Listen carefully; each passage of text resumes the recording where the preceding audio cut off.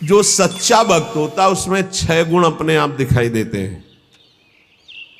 ध्यान दीजिएगा, भगवान के मार्ग में चलने वाले सच्चे भक्त में ये 6 गुण दिखाई देते हैं। क्या?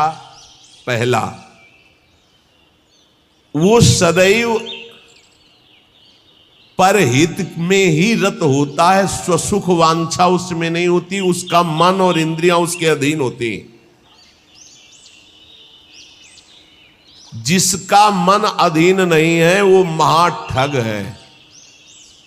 ये हम महापुरुषों के वचन बोल रहे हैं। जिसका मन अधीन नहीं है वो महाठग है। दैवी संपत्ति को चुरा करके आसुरी संपत्ति को प्रकट करना इस मन रूपी महाठग का प्रभाव है। जिसका मन अधीन नहीं है वो आसुरी संपत्ति वाला है। नाना प्रकार से सत भजन रूपी धन का अपहरण करवाता है मन काम क्रोध आदि से मिल करके। इसलिए जो भक्त होता है सबसे पहले इस महाठग को अपने अधीन करता है, मन को। उसकी हर बात का अनादर करके सदगुरु की बात से इस मन को वश में किया जाता है, मन की बात का अनादर करके।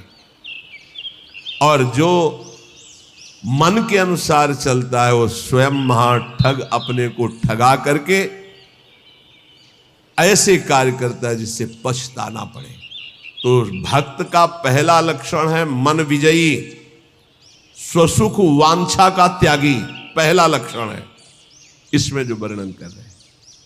दूसरा है भक्त मृत्यु विजयी होता है। मन विजयी, इंद्रिय विजयी, और दूसरा मृत्यु विजयी। वो हर समय सच्चिदानंद भगवान के चिंतन में इतना निमग्न रहता है कि उसके अंदर से मृत्यु का भय खत्म हो जाता है, मरने का भय खत्म हो जाता है। मन और इंद्रियां अधीन और मृत्यु के भय से मुक्त, भक्त का लक्षण। जिए काल बस ना परे, समुझ जियाए शरण ते डरत ना काल डर, शुद्ध भक्त का लक्षण। तीसरा, सदैव गुरुदेव और भगवान के अनुकूल ही कार्य करने वाला, जिससे गुरुदेव की आज्ञा पालन और भगवान की प्रसन्नता हो, उसके अलावा कोई भी अन्य कार्य उस भक्त के द्वारा नहीं हो सकते। अर्थात तस्मात् शास्त्रम प्रमाणन्ते कार्याकार्यो व्यवस्थितो। उसके आचरण साधुता के अनुकूल, गुरु के अनुकूल, शास्त्र के अनुकूल, भगवान के अनुकूल। श्री कृष्ण अनुकूलेन प्रतिकूलस्य वर्जनम, प्रतिकूलस्य वर्जन, प्रतिकूल को त्याग दिया, विसर्जनम पूर्ण रूप से त्याग दिया। पहला है मन और इंद्रियों को वश में करने वाला। अगर मन और इंद्रियों को वश में नहीं किया तो महाठग होगा, क्योंकि मन बहुत ठगी है। वो सारी देवी संपदा को चुरा कर आसुरी संपदा प्रकाशित करता है, इसलिए उसका स्वभाव ठगी हो जाएगा। जो मन और इंद्रियों को वश में नहीं किया, ठगी का मतलब पाखंड, बाहर से बड़ा और अंदर से पोला, अंदर से वही काम क्रोध लोभ मोह मद की प्रवृत्तियां, वही धन, वही भोग वासनाएं। बाना कुछ और है और आचरण कुछ और है। दूसरा है मृत्यु पर विजय प्राप्त की, मृत्यु के भय का नाश हो गया, वही भक्त है। पहला लक्षण शरणागति में आता है निर्भय, मृत्यु का भी भय खत्म हो गया है।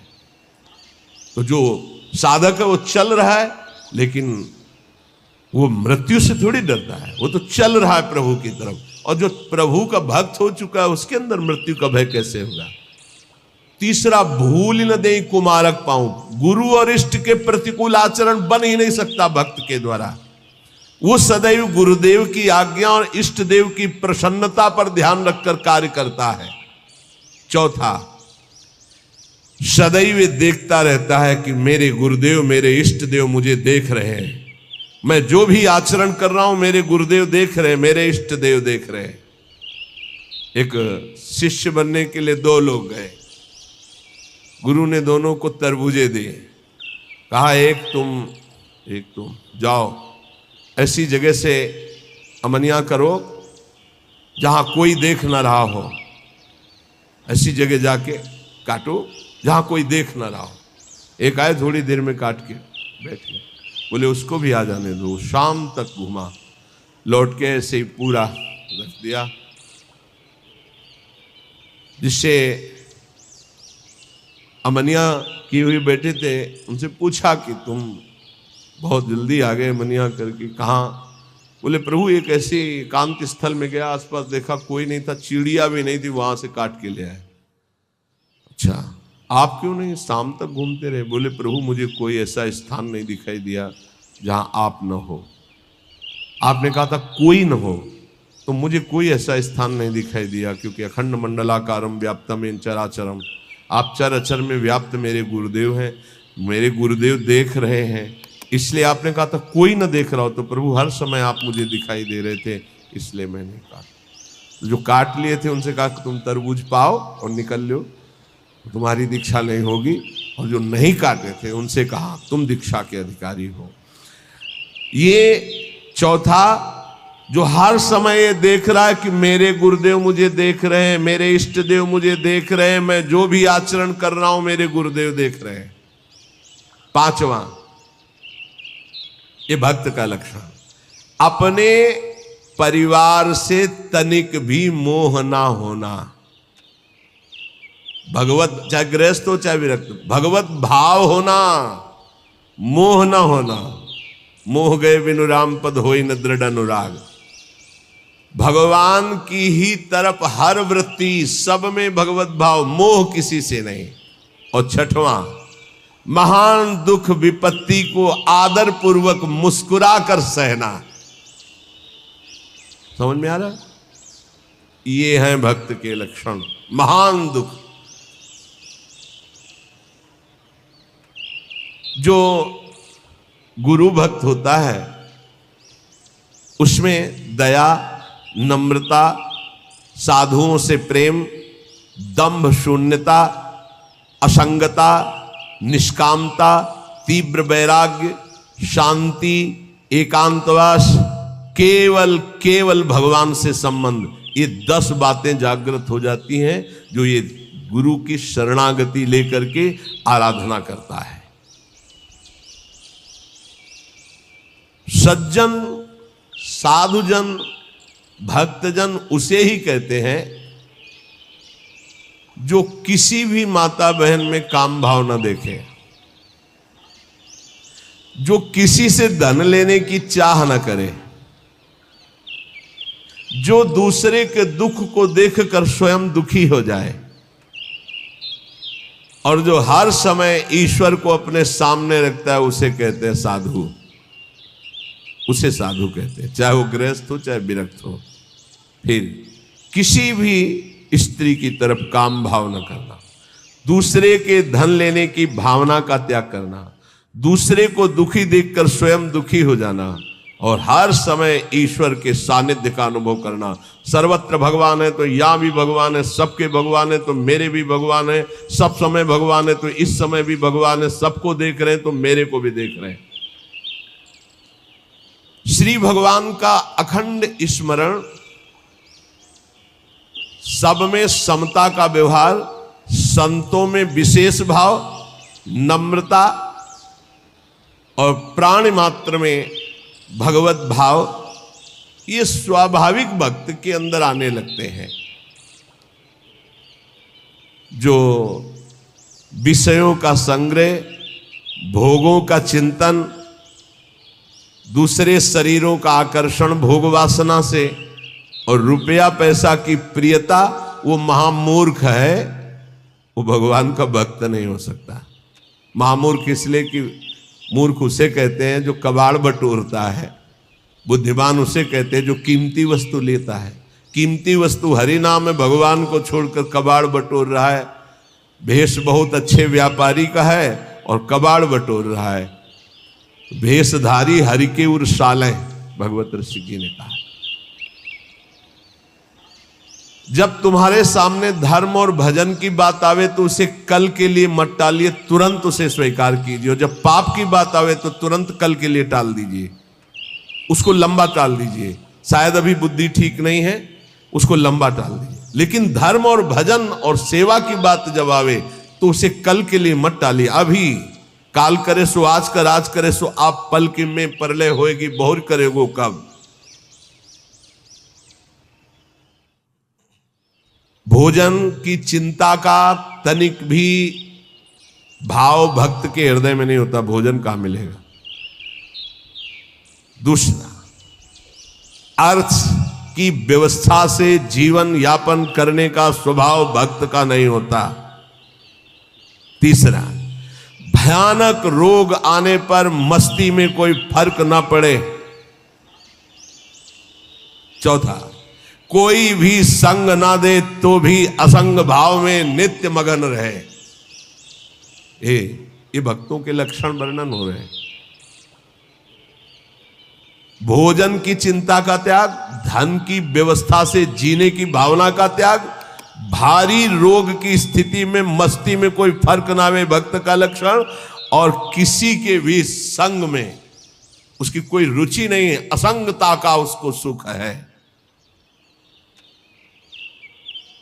जो संतों में लक्षण, तो श्वान के 10 लक्षण महान संतों में पाए जाते हैं, ये लिखी है इसमें बात। और वो बात हमको बचपन में बताई थी, इसीलिए जो आप लोग सुनते हैं सब संतों की जूठन है, महापुरुषों के अनुभव, जो छाती का अनुभव सब मिलाकर तभी आपको जो कुछ भी वो तभी अनुभव में आता है। उन्होंने उनके श्रीमुख से, जो ये तो अभी तो बताएंगे, उनके श्रीमुख से कि बेटा, बोले पहला लक्षण, एक बार मैं भिक्षा मांगने गया तो जिसके दरवाजे पे गया तो उसने कहा रुको, रुक गए। क्यों रुके? चल भाग यहां से। मैं चल दिया। ए स्वामी जी रुको रुको रुको, आ जाओ। फिर गए। बोले 7 बार बेटा उसने दबकाया, 7 बार भगाया, 7 बार मैं वापस गया, 8वीं बार उसने भिक्षा दी। ठीक बोले, कुत्ते का ऐसा ही स्वभाव होता है। ऐसे करके रोटी डालो, डंडा मारो, फिर चलो, फिर कुछ करो, फिर आ जाएगा। उसको माना अपमान का किंचन मात्र ध्यान नहीं रहता। ऐसे ही महान संतों का स्वभाव होता है। एक स्वभाव कि आप ऐसे करो, फिर तो एक बार देखेगा, फिर लौट के आएगा, फिर आप डंडा हुआ, फिर दबका दो, फिर वो जय बार करोगे तय बार वापस। उसे माना अपमान का बोध नहीं होता। श्वान के ये 10 लक्षण महान संतों में पाए जाते हैं। वो अपनी भूख मिटाने के लिए माना अपमान का ध्यान नहीं करता भिक्षान्न के द्वारा। इसमें केवल इतना संकेत विस्तृत से उन्होंने बताया था। दूसरा, बोले बेटा, जब बंदर सर्प को पकड़ लेता है, बोले तुमने देखा नहीं होगा, मैंने देखा, ऐसे वो फन पकड़ता है, पेड़ में ऐसे रगड़ता है, फिर कान में लगाता है। अगर वो सूंघ हुआ जरा सा, फिर रगड़ता है उसको। बोले उसके मरने पर भी 100 बार रगड़ता है उसको। बोले मैंने देखा। बोले दूसरा लक्षण संत का है कि वो अपने मन को ऐसे रगड़े जैसे बंदर सांप को रगड़ के मारता, मारने के बाद भी 100 बार रगड़ता है। मरे हुए मन में ही भगवदानंद की उत्पत्ति होती है। पुराने संतों के जो वचन है वो बहुत गूढ़ होते हैं, उनका अर्थ पूरे जीवन भर निकलता रहता है। मन को जिसने मार लिया वही महात्मा, मन को जिसने चेला बना लिया वही जगत गुरु, मन को जिसने परमात्मा स्वरूप कर लिया वही जीवन मुक्त महापुरुष हो गया। सारा खेल इस मन के ऊपर है। तो कह रहे, पहला कि भूख मिटाने के लिए माना अपमान का बोध न रखना, जो भी बताया। दूसरा, जैसे श्वान का कोई पर्सनल घर नहीं होता है, पर्सनल घर दरवाजे पे भी पड़ा रहता है। अच्छा, जहां मिला वहां पा लिया, दरवाजे पे पड़ा है। बोले जो भगवदा अनुरागी विरक्त होते हैं उनका निज ग्रह नहीं होता, वो भगवत ग्रह में वास करते हैं। भगवान जहां वास दे दिए, या भगवान के मंदिर या भगवान के धामों में, या फिर घर के अंदर नहीं वास करेंगे। ध्यान रखना, हमने देखा है कि बहुत से बड़े बड़े महात्मा जन आए, कभी घर में वास करने की बात नहीं, बाहर खपरेला था उसके नीचे, या स्कूल सामने था वहां, या किसी देवालय में, कभी घर में शयन करने की नहीं। वही जो हमारे महात्माओं की रहनी, उसी को भूला जाता है, इसलिए धोखा खा जाया जाता है। विरक्त होकर गृहस्थों की सैया पर शयन करोगे, अपने आप को संभाल पाओगे, सवाल ही नहीं उठता है। दूसरा बताया कि जैसे श्वान जमीन में शयन करता है, भूमि शयन वलकल वसन, ऐसे महापुरुषों का होता है।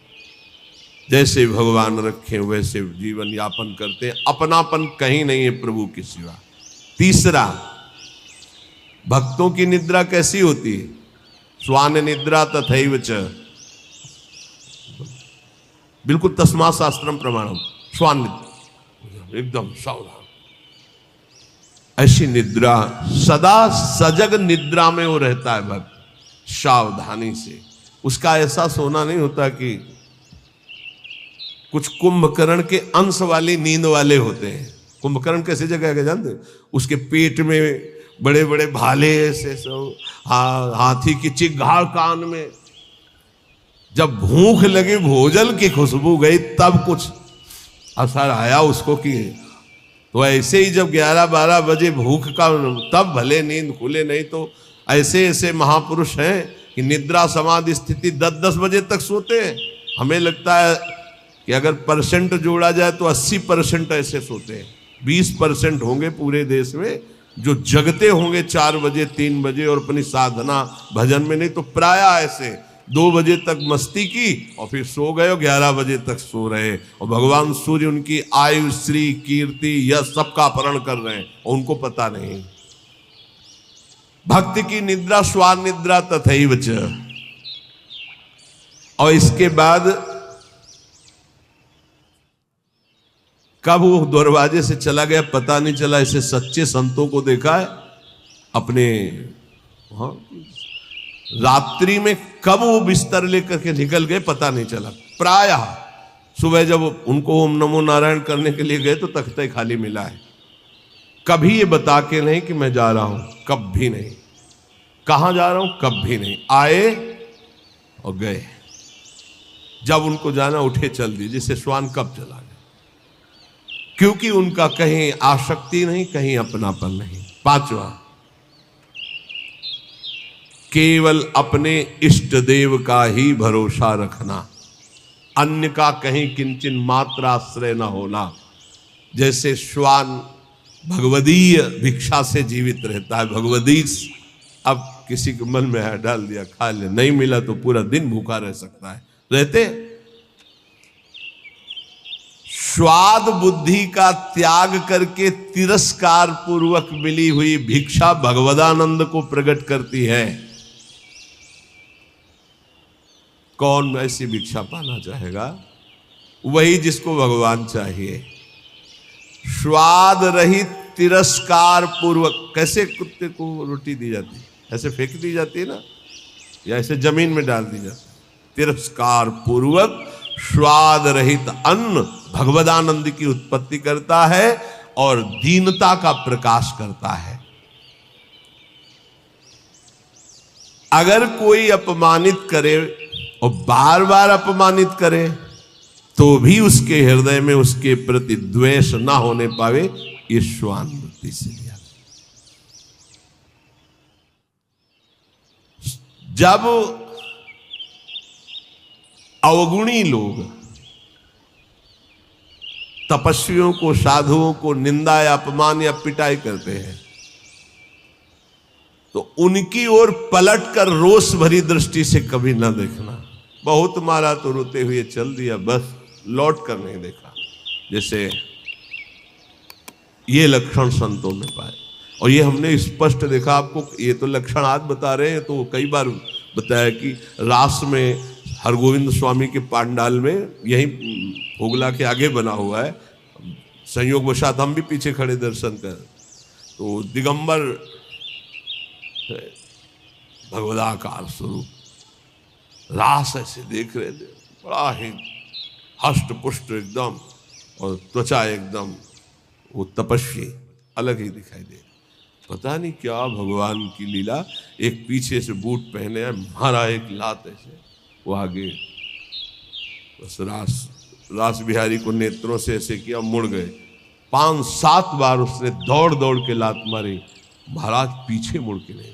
वो बलिहार है, किस कोट, अब कौन जाने कि किस कोट के अवधूत महापुरुष है, क्या अपना सर्वनाश कर डाला उसने।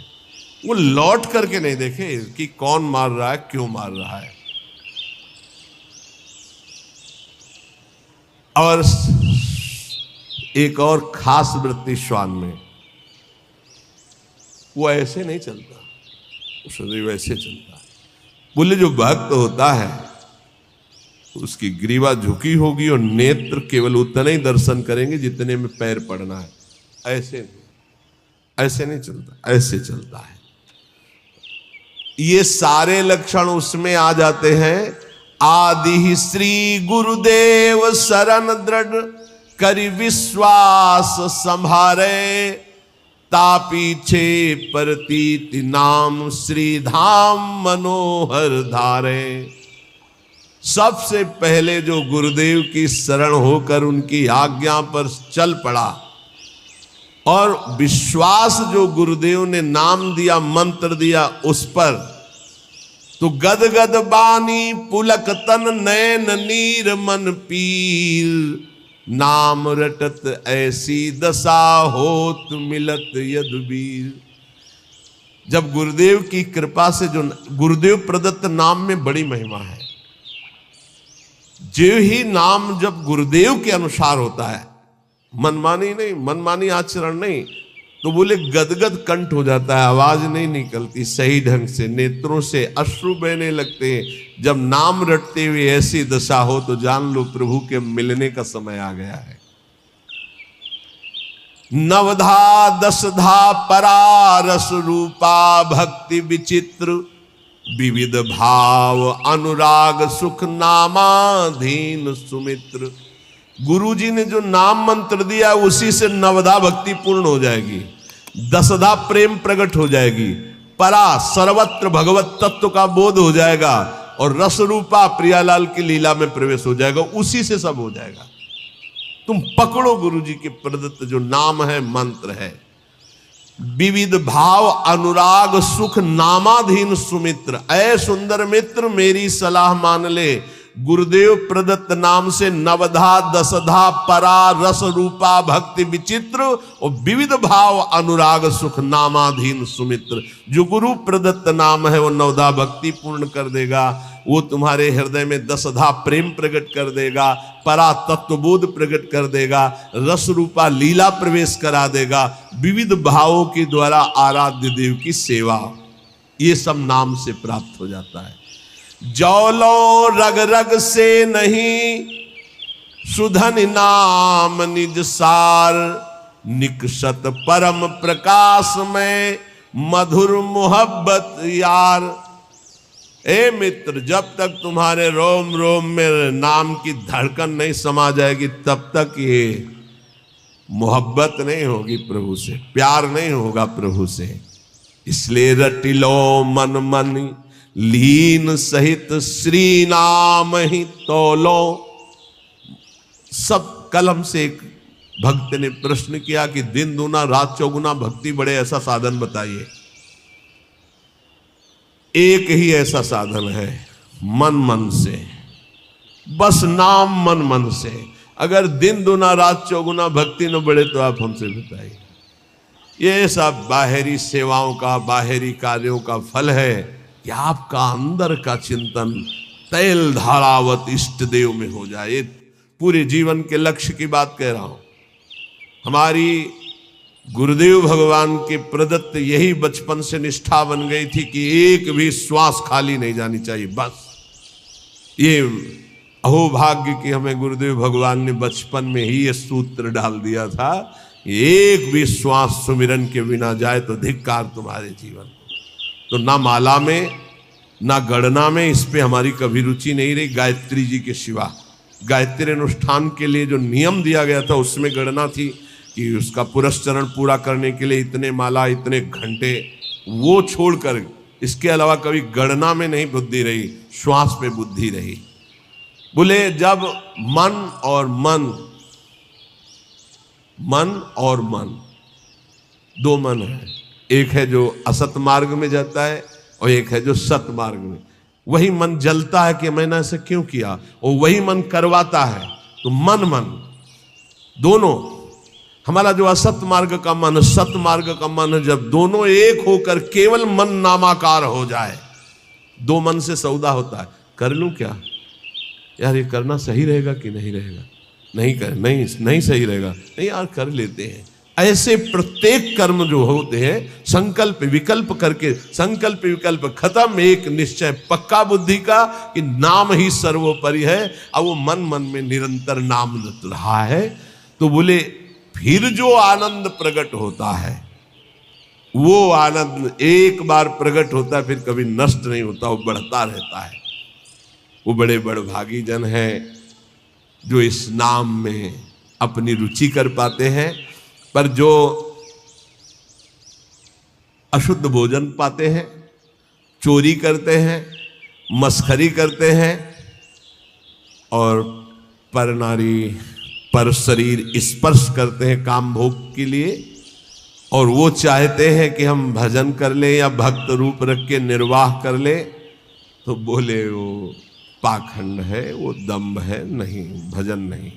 फिर देख लीजिए, जो अच्छा भोजन करना चाहते हैं, जो हंसी मस्खरी मजाक में समय व्यतीत करते हैं, जो पराई नारी पराये तन को काम भाव से स्पर्श करते हैं और चाहते हैं कि मैं दीदार करूं प्रभु का, भजन करूं प्रभु का, भक्त वेश धारण, बोले दम्भ है, वो पाखंड है।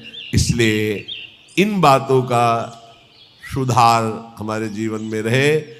जवान का चटोरापन छोड़ दिया जाए। बहुत खा लिया यार, कितना खाओगे, आज ये कल वो कल वो। तुम्हारी इच्छा नहीं होनी चाहिए, इच्छा रहित भोजन करो। देखो ये बात बैठा लीजिए, बहुत जरूरी है। इच्छा रहित, इच्छा क्या है तुमसे खुद पूछा जाए तो तुम्हारे हृदय में ढूंढने पर इच्छा ना निकले आज क्या बनना चाहिए, तो आपके हृदय में ही नहीं आना चाहिए कि क्या बनना चाहिए, ये नहीं होना चाहिए। तो ये चटूरापन गया, मस्खरी हंसी मजाक है। नारायण हरि भजन में पांचों सुहात विषय भोग, निद्रा, हंसी, जगत प्रीति, बहुबात। कुछ साधकों का स्वभाव होता है चुटकी लेना, मजाक करना, विनोद करना। हमें लगता है सुधार करना चाहिए। उदासीन गंभीर स्वभाव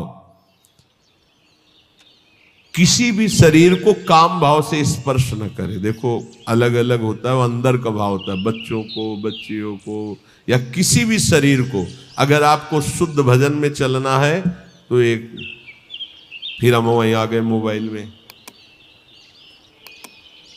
कल एक बच्चा बहुत विकल होके रो के सभा में कह रहा था ऐसे, उनका नाम जप करो बच्चा इससे ठीक हो जाए। बोले कुछ नहीं रह गया उपाय, गुस्सा आ रहा है तुम्हारे ऊपर। बताएं तुम्हें क्यों उपाय नहीं रह गया? तुम गंदी बातें देखते हो ना मोबाइल में? बोले जी। गंदी क्रिया करते हो ना? जी। अगर आप यहां तो शास्त्र में लिखा है स्पर्श मत कीजिए काम भाव से किसी भी शरीर को, चाहे पुरुष शरीर हो, चाहे स्त्री शरीर, चाहे बच्चा, किसी को भी। वैसे तो ऐसे क्यों स्पर्श करो किसी को? पर अगर कभी तो किसी को उठाने के लिए, गिराने के लिए क्यों स्पर्श करो काम भाव से? अगर आप मोबाइल रखते हो तो भैया बचना, बहुत खतरनाक है और बहुत अच्छा है।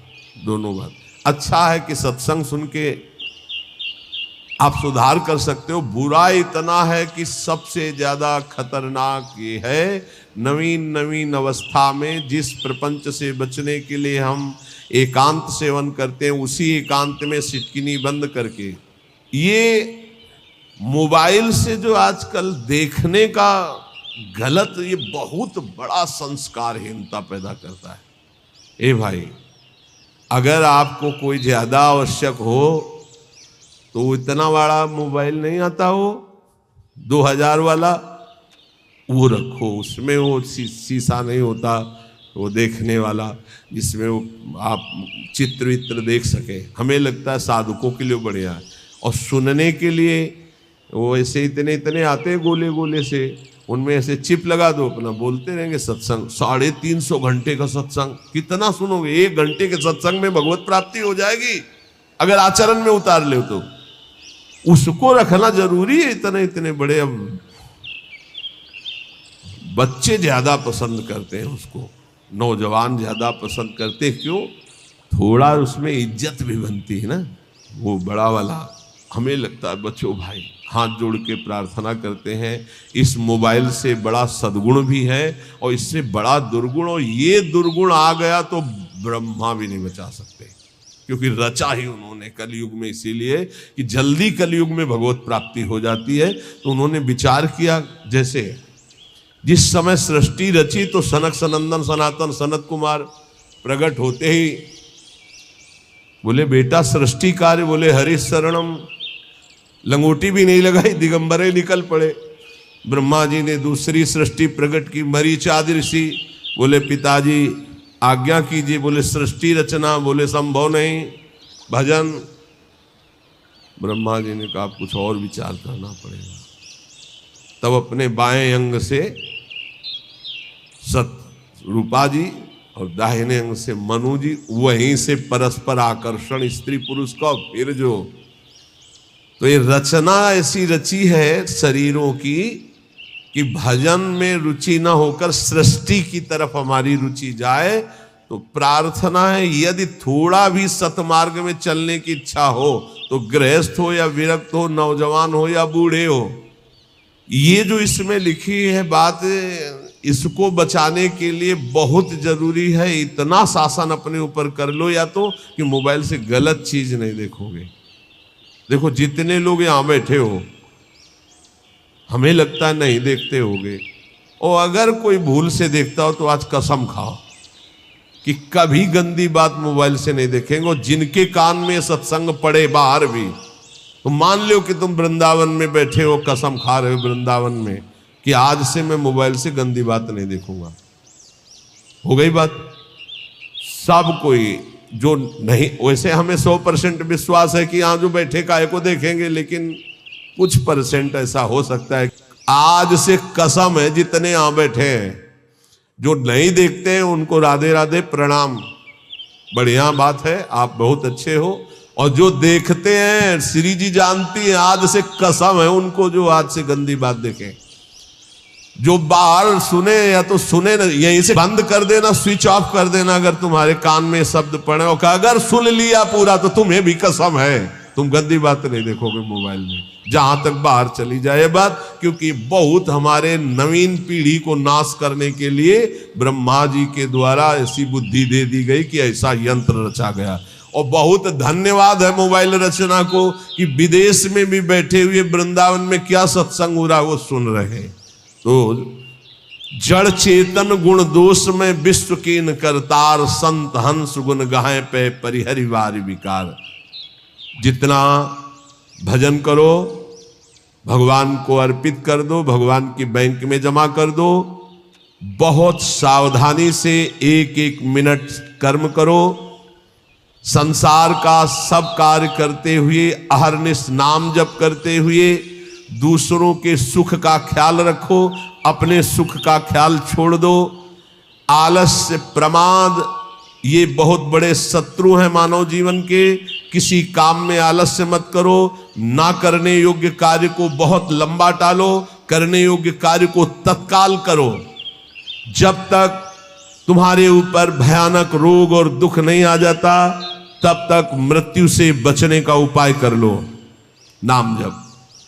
अगर दुख आ चुका है तो फिर शरणागत हो जाओ अंदर से, तो भगवान भजन प्रारंभ करवा देंगे। कभी आमदनी की भावना भजन करने वाले में ना आने पावे। कितना आया अमुक प्रोग्राम के बाद, आमदनी की भावना ना आने पावे। कम बोलो, कम खाओ, कम सो, अधिक नाम जप करो, सत्संग करो, एकांतवास करो और अपने जीवन धन प्रभु का दृढ़ भरोसा रखो कि इसी जन्म में भगवत प्राप्ति हो जाएगी।